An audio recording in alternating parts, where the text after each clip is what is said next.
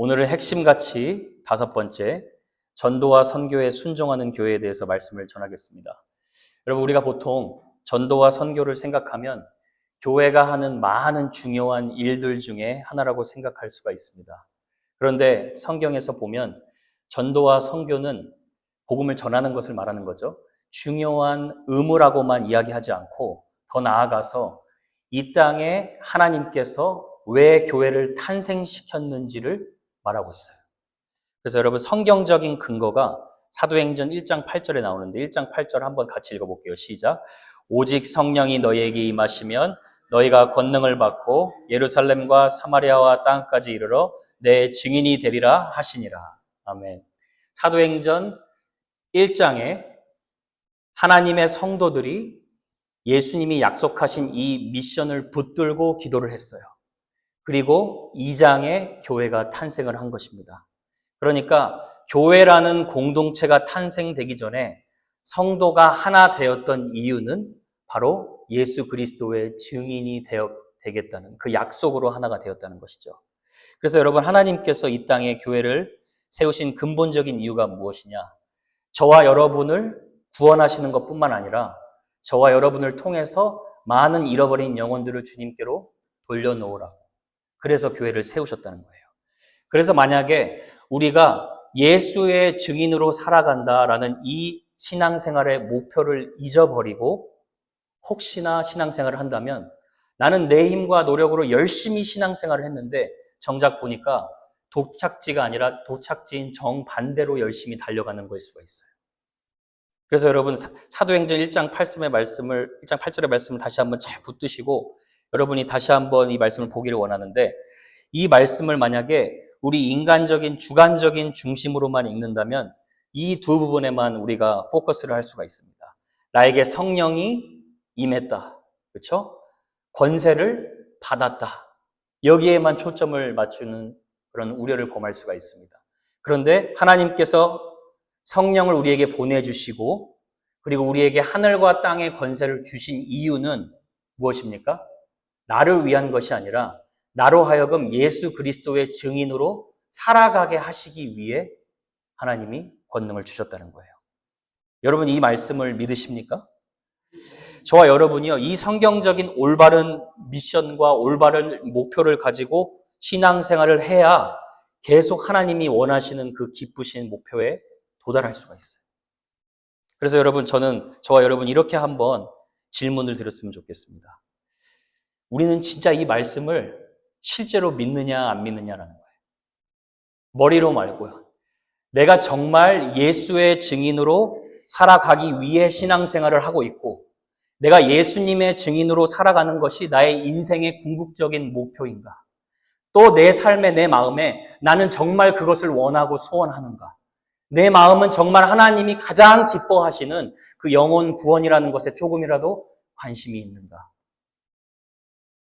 이 사실을 여러분 우리가 진짜 믿는다면 신앙생활은 절대로 복잡한 것이 아닙니다.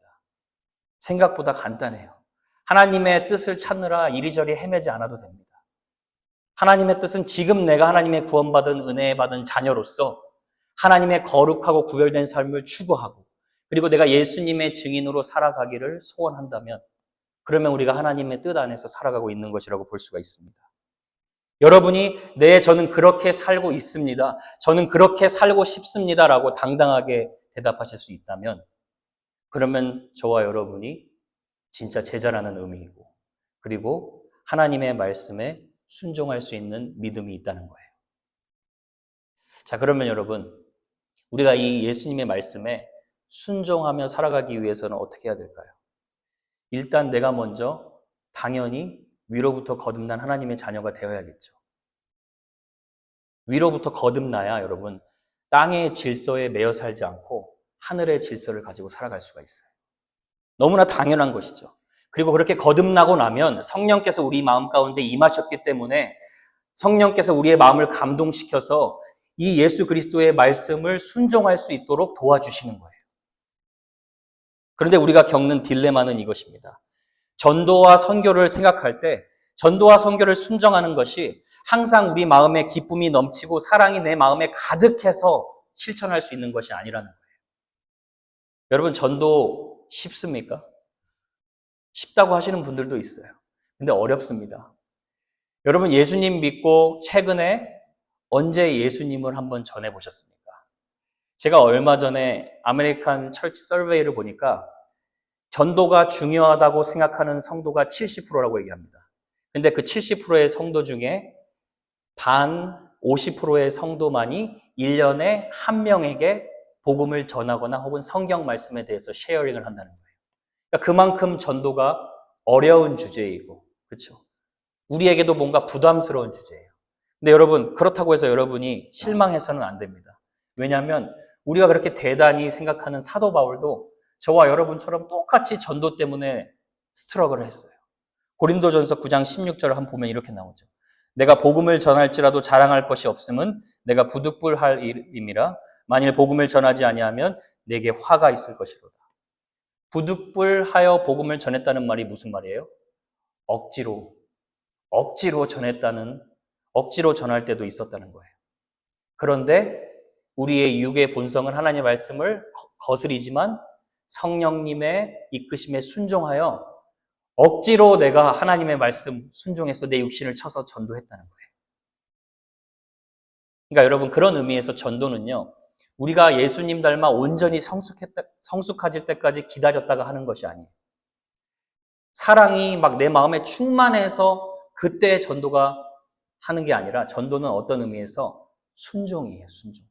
전도는 우리의 실력이 아니라 하나님은 순종하는 자들을 통해서 하나님의 일을 행하신다는 거예요.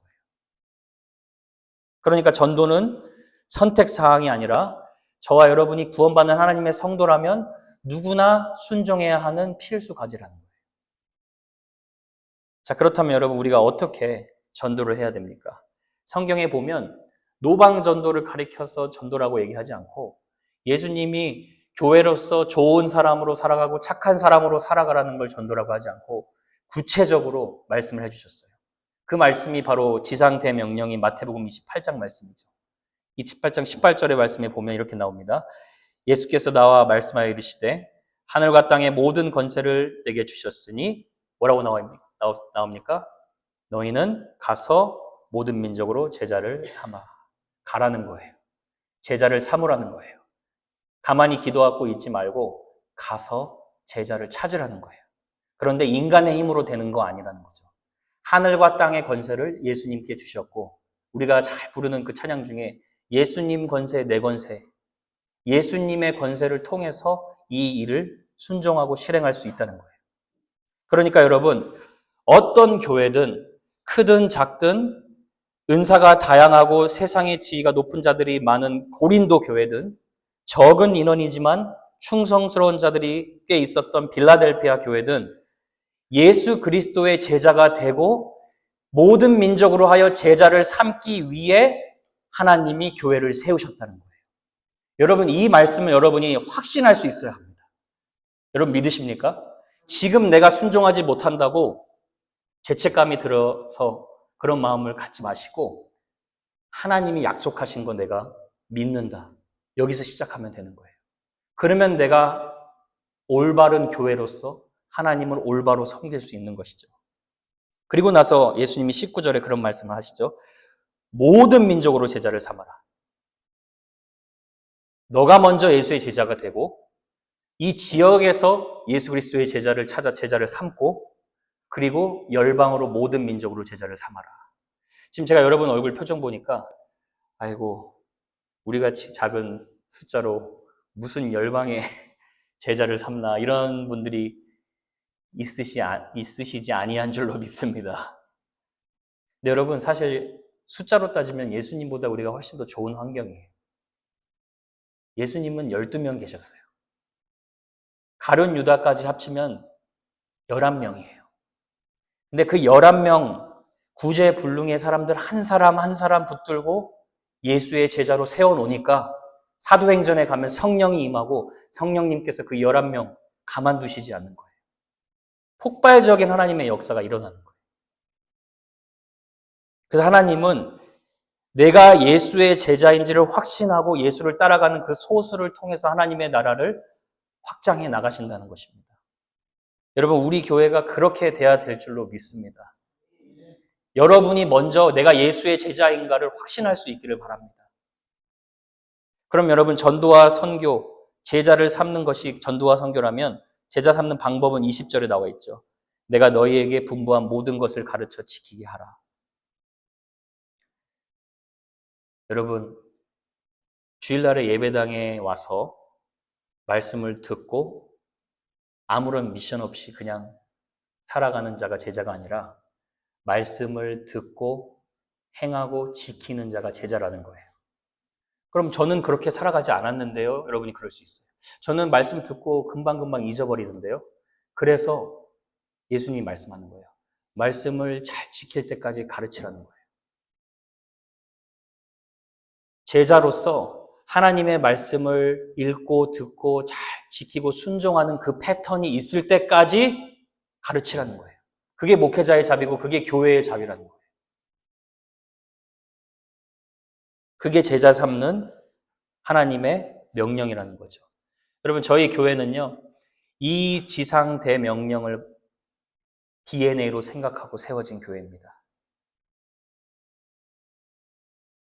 큰 빛 대신 예수님의 제자가 되자. 여러분, 제가 개척하기 전에 사람들이 이런 말을 많이 했어요. 그렇게 요즘은 개척교회 하기 보통 힘든 시대가 아니다. 그리고 적어도 내 가정, 헌신된 가정은 있어야 목사님 먹고 살 수 있어요.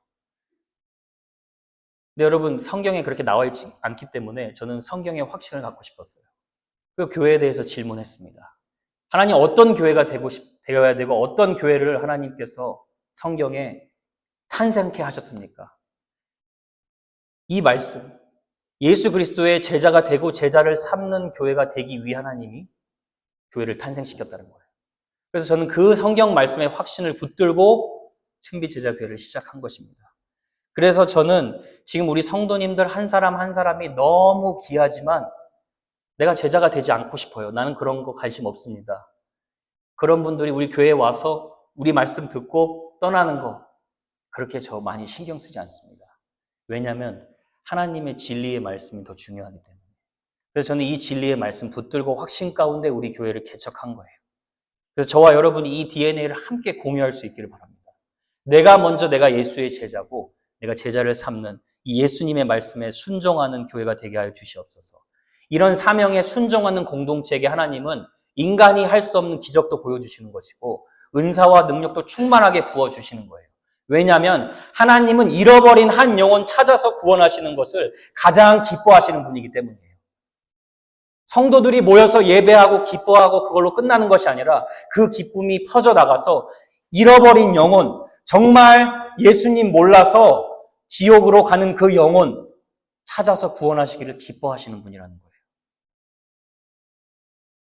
그래서 여러분, 우리가 이 영혼들을 사랑하는 이 미션에 하나 되기를 바랍니다. 그러면 여러분, 이 사명에 순종하기 위해서 어떻게 시작해야 될까요? 저는 이 땅의 최초의 선교사이고 최고의 전도자이신 예수님이 어떻게 전도하셨나? 그 부분을 통해서 전도에 대한 몇 가지 교훈을 살펴보려고 합니다. 여러분, 한번 요한복음 4장을 한번 보시겠어요? 요한복음 4장. 여러분이 성경 가지고 계시면 요한복음 4장 펼치시고 제가 요한복음 4장 배경을 간단하게 말씀을 드리겠습니다. 1절을 한번 보시면 이렇게 나옵니다.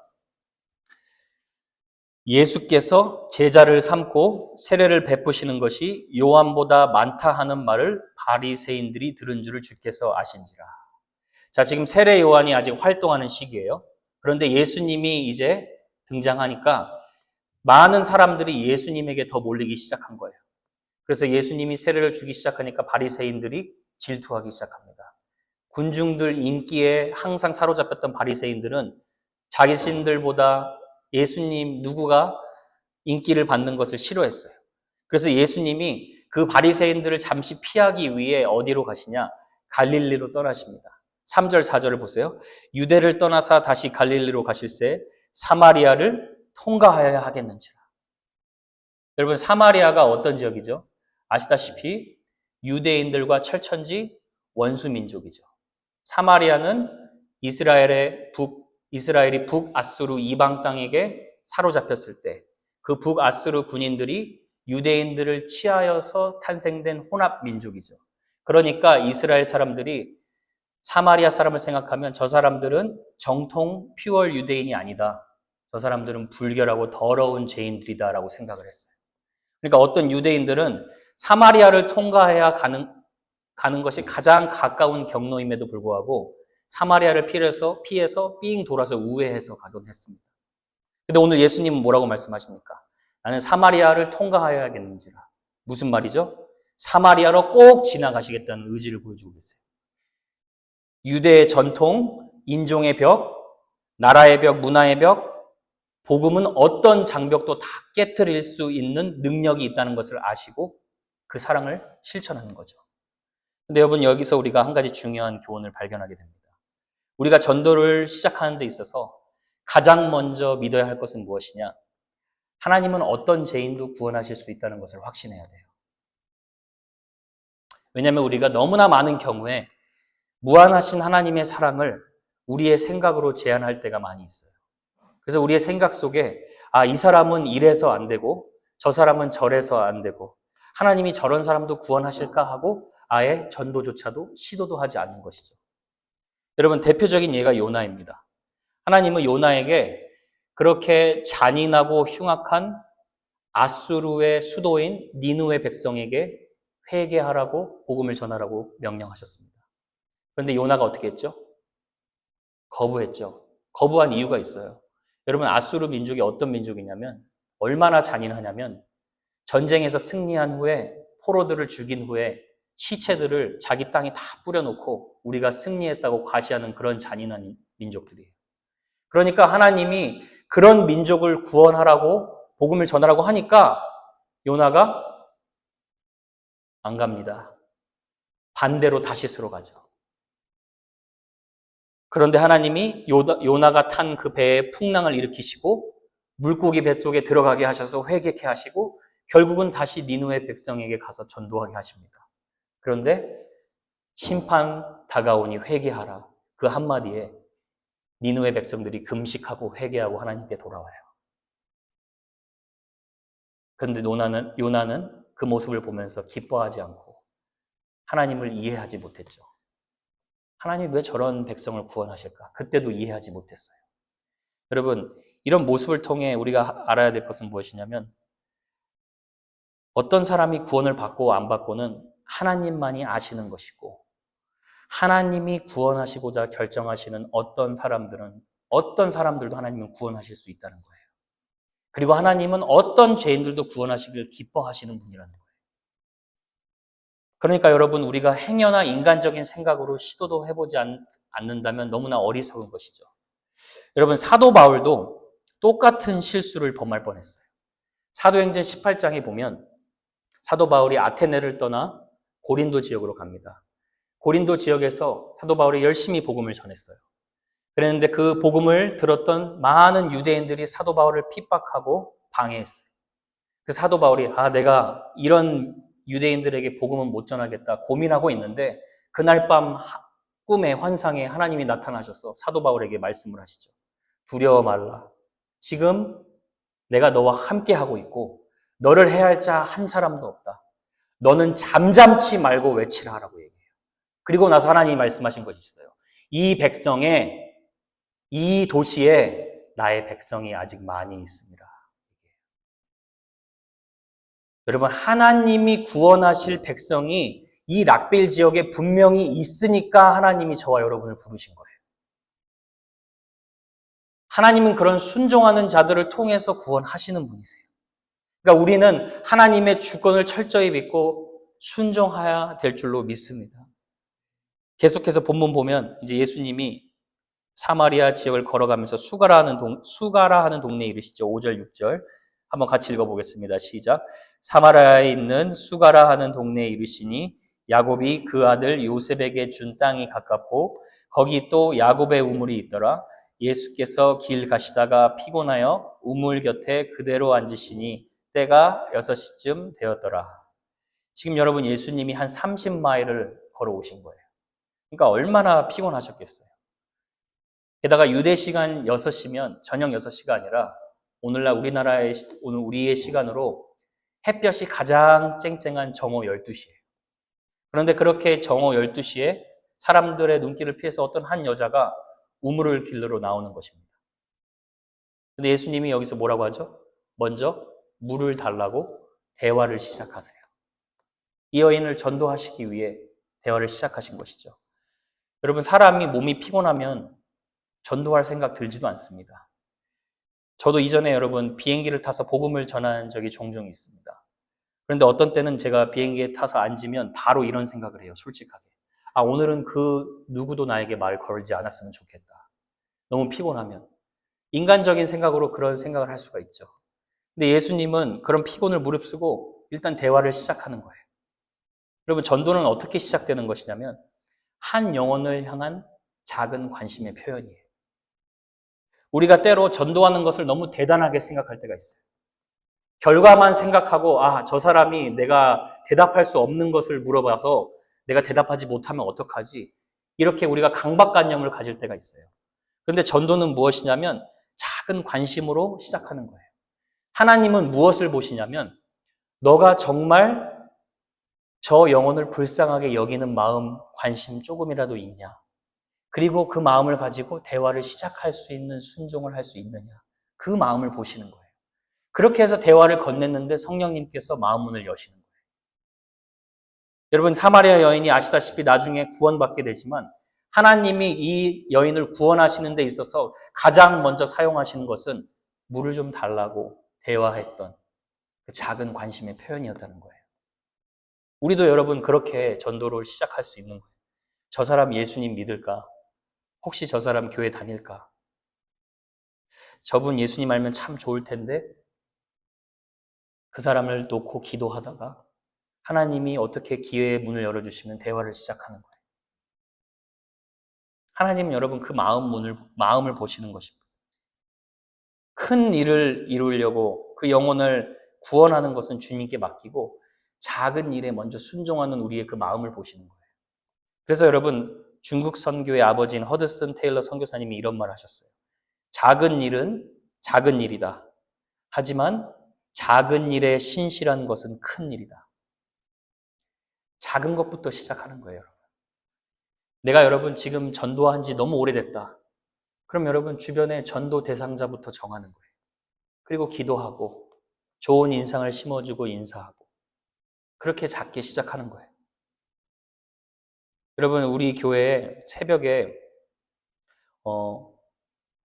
오시는 어떤 자매님이 계세요.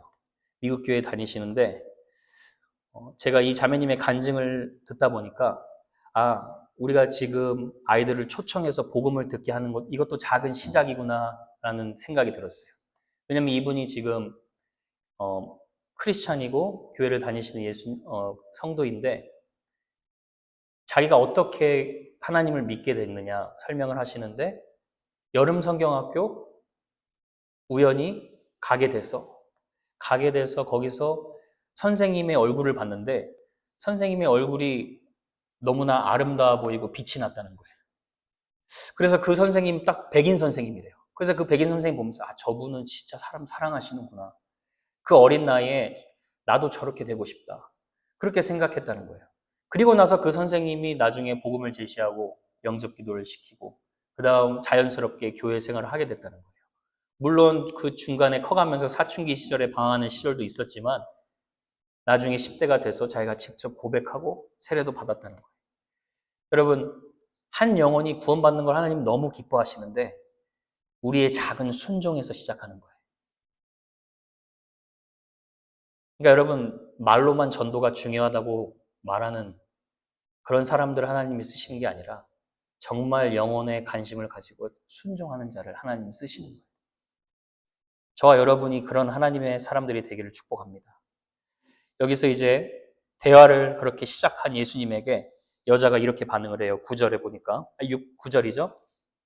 사마리아 여자가 이르되 당신은 유대인으로서 어찌하여 사마리아 여자인 나에게 물을 달라 하나이까 하니 이는 유대인이 사마리아인가 상종하지 아니함이로라. 여기서 여러분 보통 이 본문을 우리 이렇게 해석을 해요. 사마리아인인 나에게 예수님이 어떻게 말을 걸어주셨지? 대단하다. 이렇게 생각하는 경향이 있는데 성경학자 리델보스라는 분이 이런 통찰력을 줍니다. 만약 이 여자가 자신같이 무시받는 자에게 이 유대 남자인 예수님이 말을 건네준 것이 고마웠다면 이렇게 말했어야 정상이라는 거예요. 어찌 나 같은 사마리아 여인이 유대인 남자인 당신에게 물을 줄 수 있겠습니까? 그런데 오늘 본문 말씀은 보면 뭐라고 하죠? 당신이 유대인 남자인데 어찌하여 사마리아인 여인에게 물을 달라고 합니까? 그러니까 유대의 남자인 예수님을 향하여 짜증 섞인 말투로 불쾌함을 표현했다는 거예요. 그러니까 여러분 이렇게 생각하시면 돼요. 지금 전쟁 중인 우크라이나 군인이 러시아 군인에게 말을 걸면서 물을 달라고 한 것과 다름없다는 거예요. 여러분 우리가 예수님을 전할 때 이런 비슷한 반응을 겪게 될 수 있다는 거예요.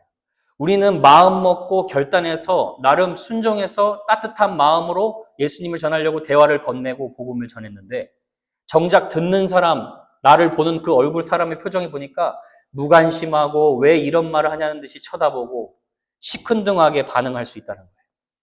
퉁명스럽게. 그러면 우리의 기분이 상하고 자존심도 상하고 기분 나쁠 수 있죠. 그러면 기분 나빠서 전도를 포기하면 되겠습니까? 포기하지 말고 끈기를 가지라는 거예요. 여러분 예수님이 우리를 전도하실 때 딱 한 사람만 통해서 우리를 전도하셨다면 우리가 이 자리에 남아있을 사람이 누가 있겠어요? 이 사람 저 사람 기도시키시고 끝까지 기다려주시고 그리고 하나님의 때에 마음 문을 열어서 우리가 예수님 믿게 하신 거예요. 그래서 우리가 전도를 할 때 알아야 할 세 번째 교훈이 무엇이냐? 전도받는 자들의 반응 때문에 절대 전도를 쉽게 포기해서는 안 된다는 거예요. 왜냐하면 여러분 우리가 전하는 복음을 받아들이는 그 사람이 우리의 복음이 설득력이 없어서 받아들이지 않는 것이 아니에요. 왜냐하면 하나님을 떠난 자연인들의 모든 영적인 상태가 그래요. 요한복음 3장에 보면 이렇게 나오죠. 그 정죄는 이것이니 곧 빛. 예수님이 세상에 왔을 때 사람들이 자기 행위가 악함으로 빛보다 어둠을 더 사랑한 것입니다. 하나님을 떠나 있는 인간의 본성은 어둠을 더 사랑한다는 거예요. 특별한 죄를 지어서 어둠을 사랑하는 것이 아니라 죄라는 본성, 자기 중심적인 마음, 내가 인생의 주인이 되어서 살아가는데 복음을 전한다는 것은 당신의 인생의 주인을 바꾸셔야 합니다. 예수 그리스도가 당신의 인생의 주인이 되어야 합니다라고 말하기 때문에 당연히 그런 복음의 말씀을 좋아할 불신자들이 많지 않다는 거예요. 그래서 저와 여러분이 전도를 할 때, 복음을 전할 때 이 사람들의 반응 때문에 한 번 전하고 끝나는 것이 아니라 끈기 있게 기다리는 인내가 필요하다는 거예요. 그래서 예수님도 포기하지 않고 이 여인에게 또 이렇게 대답을 하세요. 10절에 예수께서 대답하여 이르시되 네가 만일 하나님의 선물과 또 네게 물 좀 달라 하는 이가 누구인 줄 알았더라면 네가 그에게 구하였을 것이요 그가 생수를 네게 주었으리라. 무슨 말이에요? 굉장히 재치 있게 대답하시는 거예요.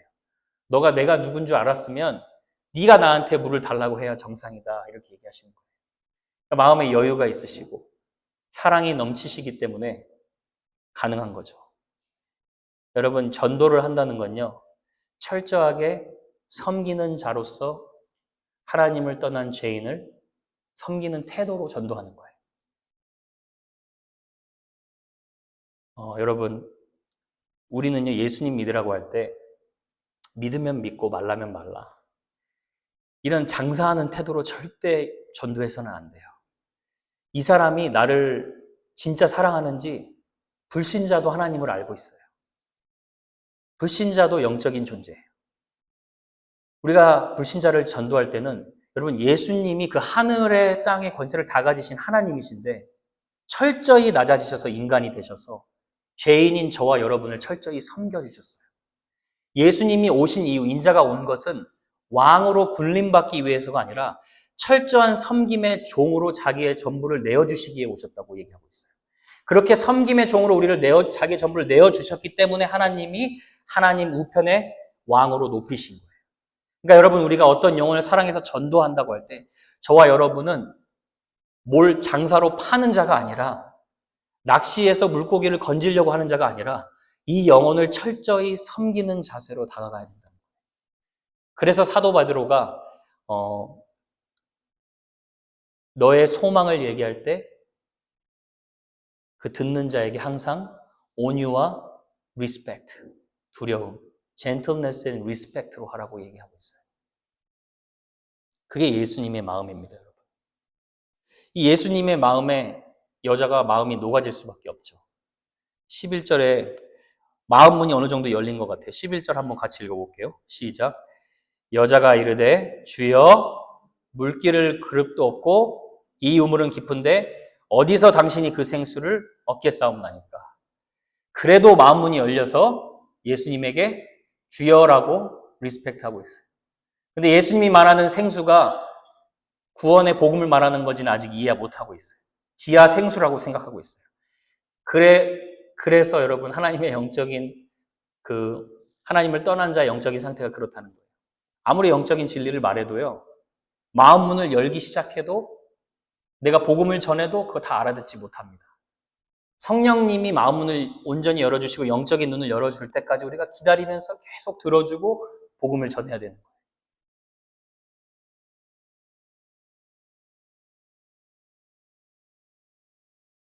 그리고 나서 예수님이 이제 잘 들어주고 복음을 어떻게 전하시냐. 13절, 14절에 보세요. 예수께서 대답하여 이르시되 이 물을 마시는 자마다 다시 목마르려니와 내가 주는 물을 마시는 자는 영원히 목마르지 아니하리니 내가 주는 물은 그 속에서 영생하도록 솟아나는 샘물이 되리라. 복음을 전하는 예수님의 태도가 어땠습니까? 내가 주는 물을 마시는 자는 영원히 목마르지 아니하리라. 담대하게 전하고 있어요. 복음을 전하는데 소심하게 전하지 않고 복음은 어떤 죄인도 치유하고 어떤 죄인의 상처도 치유할 수 있는 능력이 있는 것을 확신하고 담대히 전한다는 거예요. 여러분, 이 복음의 능력을 아는 자가 누구냐? 예수님을 진정으로 만난 자예요. 저와 여러분이라는 거예요. 그러니까 저와 여러분이 예수님의 복음을 진짜 믿고 확신하고 내가 그렇게 영원히 목말랐는데 예수님으로 인하여 만족감을 얻었고 예수님으로 인하여 참 자유를 얻었고 평안을 얻었다면 복음을 전하는 데 있어서 태도가 어떻냐고요? 예수님 한번 믿어보세요. 그게 아니라 예수님 믿으면 여러분의 목마른 예수님이 채워주십니다. 이렇게 담대하게 전할 수 있다는 거예요. 그러니까 여러분 복음을 전하는 자의 태도가 어때야 되냐? 복음의 능력을 확신하고 담대하게 전해야 된다는 거예요. 그래서 비하이베르스 목사님이란 분이 복음을 전한다는 것을 이렇게 다양하게 표현을 했어요. 수치로 몸살을 앓는 자에게는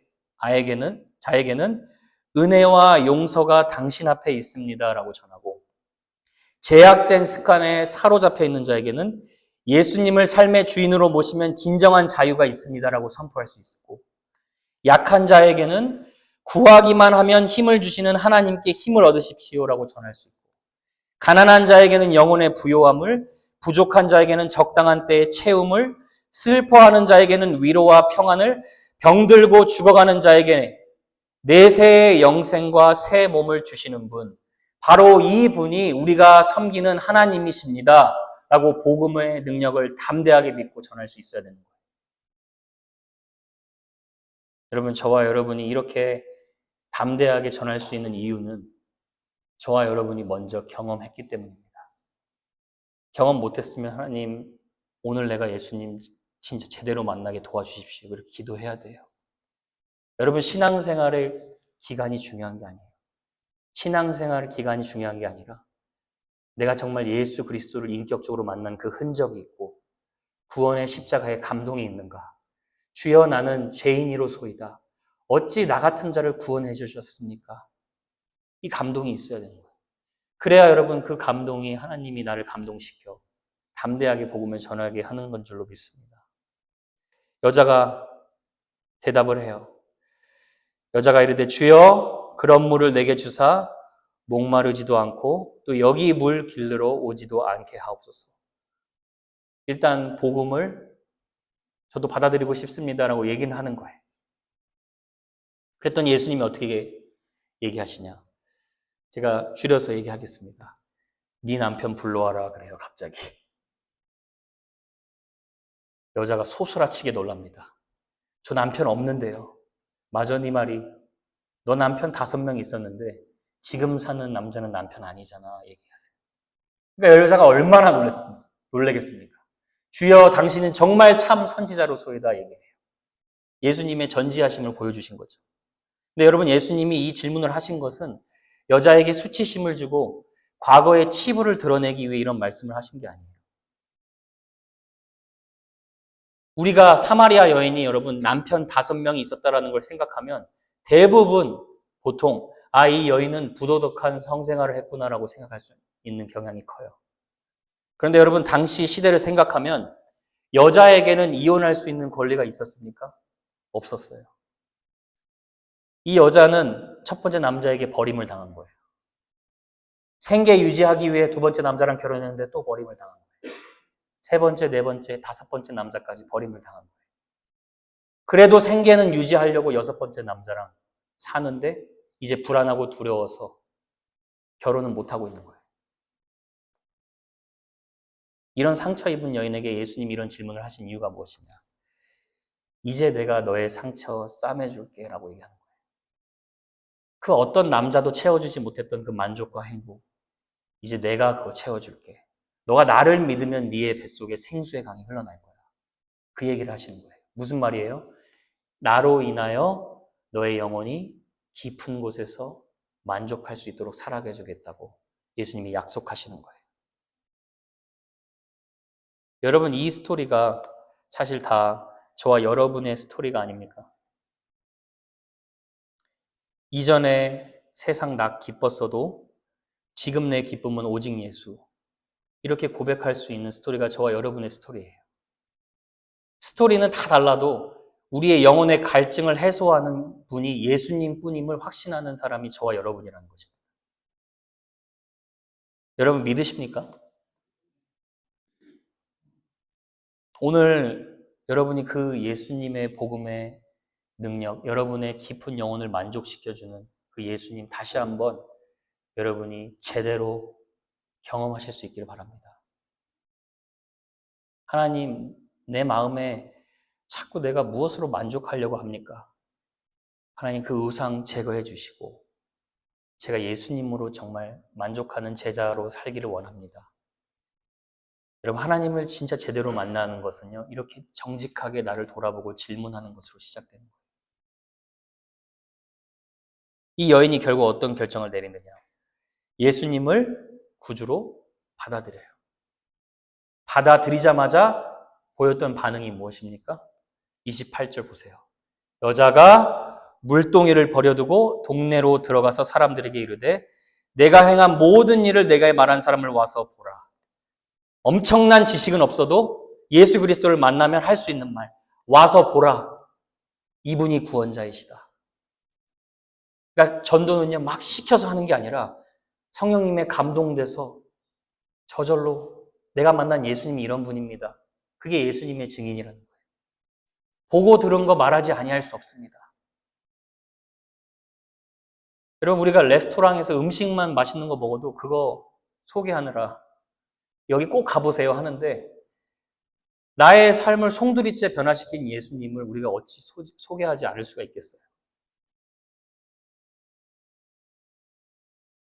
물동이를 버려뒀다는 것은 여러분 이제 자신의 목마름을 채우는 게 보이는 생수가 아니라 예수님이라는 걸 확신했다는 말이에요.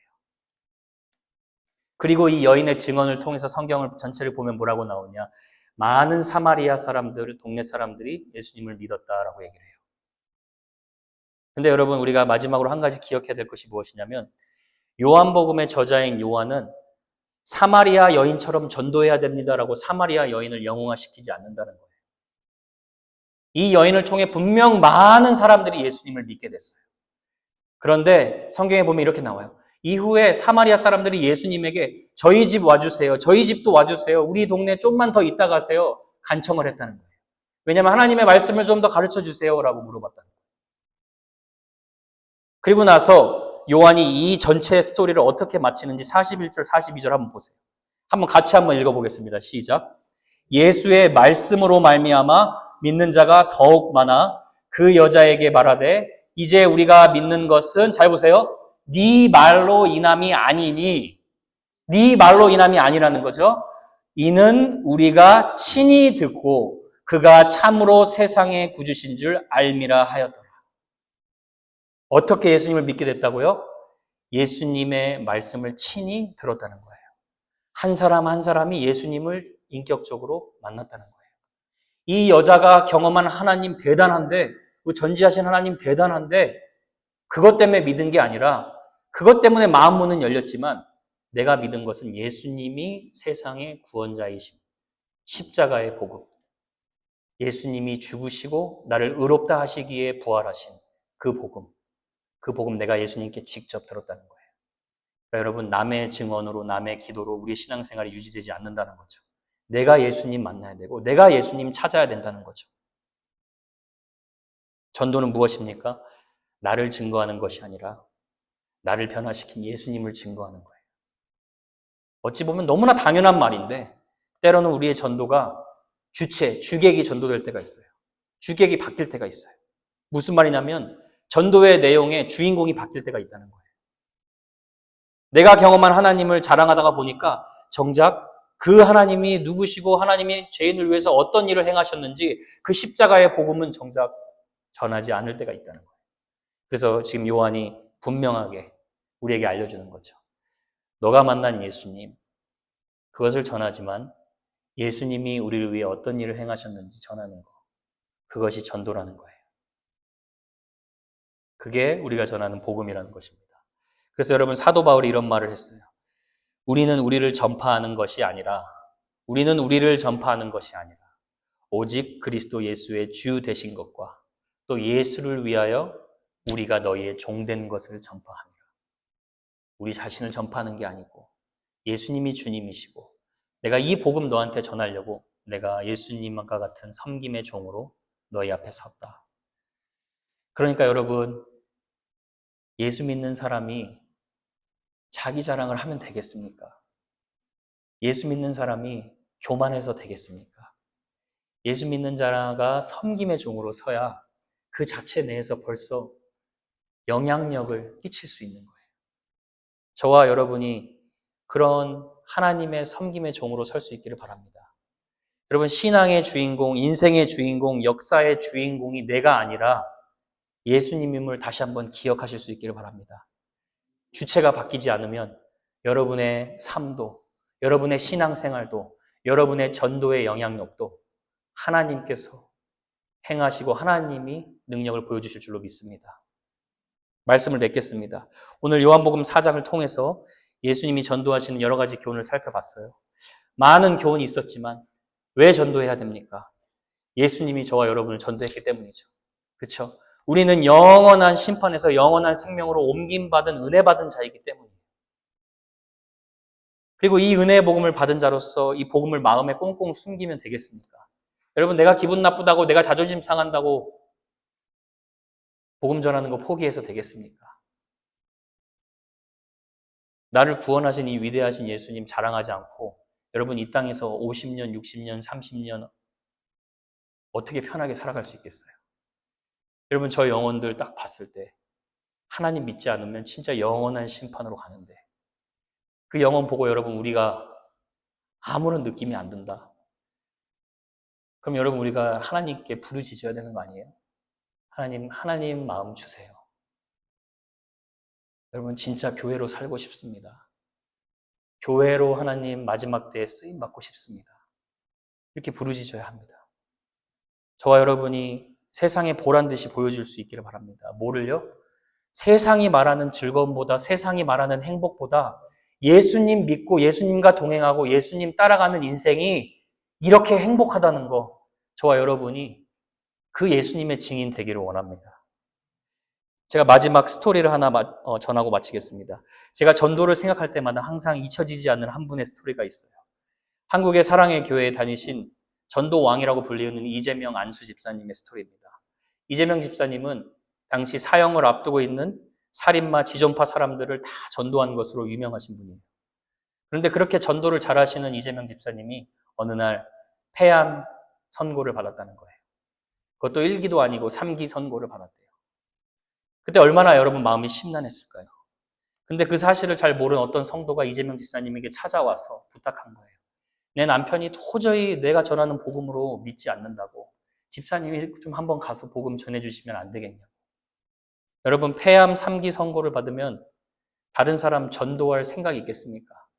의욕을 상실할 수밖에 없는데 이재명 집사님은 조금도 주저함 없이 가서 복음을 전했다고 합니다. 그리고 나서 복음을 전하고 교회당에 돌아오는데 목사님이 이재명 집사님 보고 목사님 어디 다녀오십니까? 이재명 집사님이 얘기해요. 목사님 병원에서 복음 전하고 전도하고 왔습니다. 근데 목사님이 그 얼굴을 보는데 폐암 3기 걸린 얼굴이 아니라 그렇게 인생에서 가장 기쁘고 행복한 모습을 하고 있었다는 거예요. 여러분, 어떤 세상의 사람이 암 선고 3기를 진단받고 다른 사람 걱정해서 기쁜 마음으로 복음 전할 수 있겠어요? 저는 이런 스토리를 읽으면서 이재명 집사님이 정말 대단하구나가 아니라 이재명 집사님을 사랑하신 예수 그리스도의 사랑이 정말 대단하구나. 그걸 다시 한번 확신하게 돼요. 그리고 그 예수님의 사랑이 여러분에게도 저에게도 똑같이 하나님은 보여주셨다는 거예요. 어린 나이 50대의 암 선고를 받아 죽는 자신보다 저 영혼이 예수님 믿지 않고 영원한 심판에 하나님을 떠나 영원히 고통받는구나. 내가 아니라 저 영혼이 하나님 품에 안기는 것이 더 중요하지. 무엇이 더 시급했던 일인지 집사님은 아셨던 것 같아요. 여러분, 이 마음이 누구의 마음이에요? 한 영혼을 천하보다 귀하게 여기는 하나님 아버지의 마음이에요. 저와 여러분이 이 하나님 아버지의 마음을 하나님께서 여러분에게도 부어주신 줄로 확신하길 바랍니다. 로마서 5장에 보면 성령이 하나님의 사랑을 부어주셨다고 분명히 얘기하고 있어요. 저와 여러분이 이것을 확신하고 오늘 여러분 이 아침에 우리 인생을 살아가는 궁극적인 목표가 다시 한번 하나님 아버지의 마음과 일치되어서 여러분 우리 인생 얼마 남지 않은 인생 생명을 구원하는 이 영광스러운 일에 저와 여러분이 쓰임받는 그런 공동체 되기를 주님의 이름으로 축복합니다.